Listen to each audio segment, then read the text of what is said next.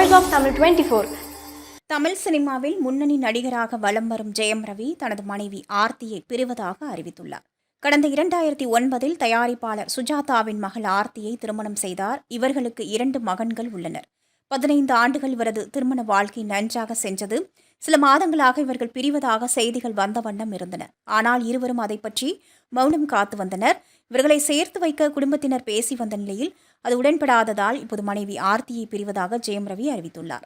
இது தொடர்பாக எக்ஸ் தளத்தில் அவர் வெளியிட்ட அறிக்கை, வாழ்க்கை என்பது பல அத்தியாயங்களை கொண்ட ஒரு பயணம். மிகவும் நெஞ்சம் கசந்த ஒரு தனிப்பட்ட செய்தியை பகிர வேண்டிய கட்டாயத்தில் உள்ளேன்.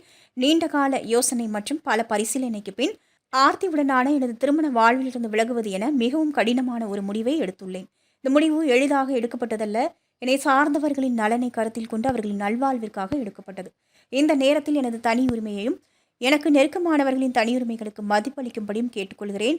இது எனது சொந்த முடிவாகும். இந்த விஷயம் என்னுடைய தனிப்பட்ட விஷயமாகவே இருக்க வேண்டும் என வேண்டுகிறேன்.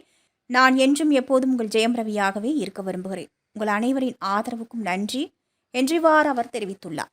நீங்க பார்த்துட்டு இருக்கிறது Voice of Tamil 24. Like, share and subscribe.